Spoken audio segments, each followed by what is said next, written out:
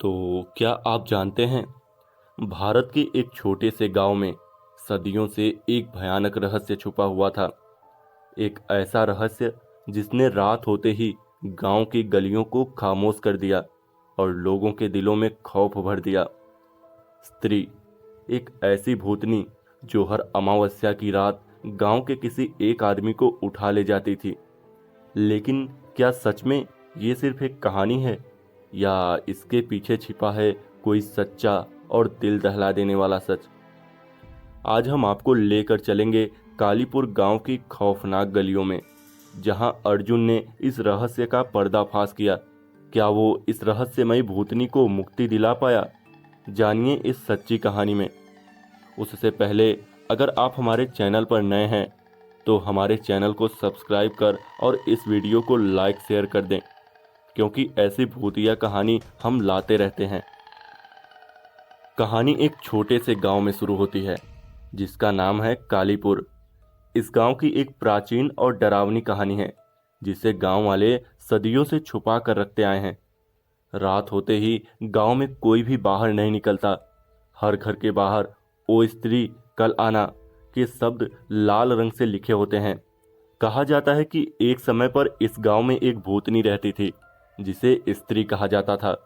वो हर अमावस्या की रात आती थी और गांव के किसी एक आदमी को उठा ले जाती थी। इस कहानी की असली शुरुआत तो तब होती है जब अर्जुन, जो कि प्राचीन कहानियों और रहस्यमय कहानियों पर रिसर्च कर रहा होता है, वो कालीपुर गांव में आता है। वो इस गांव की रहस्यमयी कहानी के बारे में सुनकर आकर्षित हो जाता है और वो इस कहानी के पीछे के सच को जानने का फैसला करता है। अर्जुन गांव वालों से पूछताछ करने की कोशिश करता है, लेकिन कोई भी उसे इस बारे में कुछ बताने के लिए तैयार नहीं होता। सभी उसे यही सलाह देते हैं कि रात के समय घर से बाहर मत निकलना और सावधान रहना। लेकिन अर्जुन की जिज्ञासा उसे चैन से बैठने नहीं दे रही थी। अमावस्या की रात अर्जुन अपनी सारी चेतावनियों को भूलकर घर से बाहर निकल ही जाता है। गांव में चारों ओर सन्नाटा फैला हुआ था। दूर कहीं कुत्तों के भौंकने की आवाजें सुनाई दे रही थी। अर्जुन अपनी टॉर्च जलाकर गांव की सड़कों पर चलने लगता है। अचानक उसे पीछे से किसी के चलने की आवाज सुनाई देती है।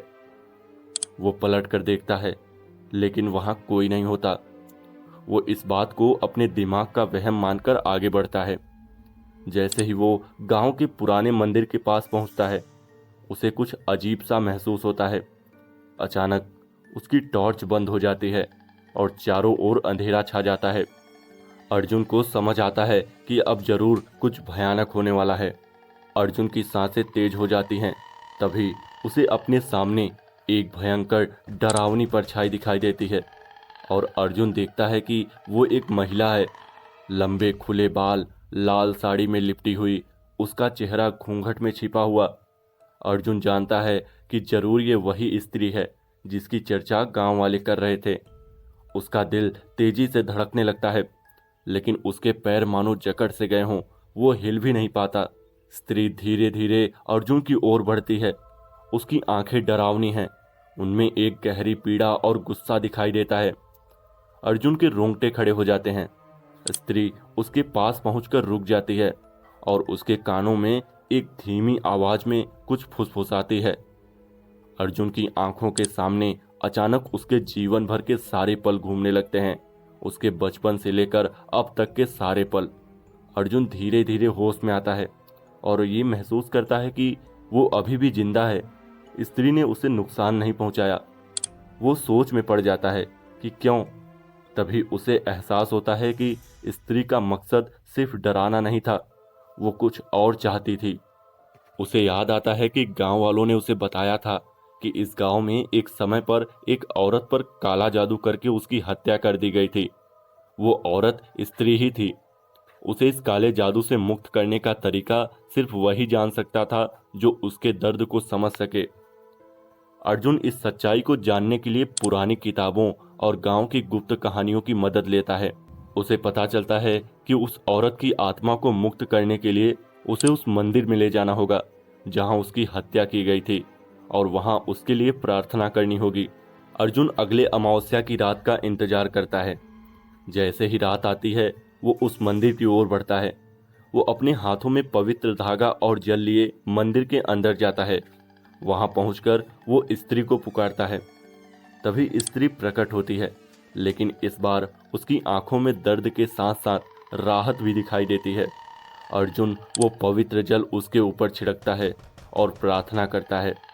स्त्री की आंखों में आंसू बहने लगते हैं और धीरे धीरे उसकी आकृति धुंधली होकर गायब हो जाती है। हवाओं में एक शांति आ जाती है और अर्जुन महसूस करता है कि स्त्री की आत्मा को आखिरकार मुक्ति मिल गई है। उस घटना के बाद कालीपुर गांव में कभी कोई भूतिया घटना नहीं हुई।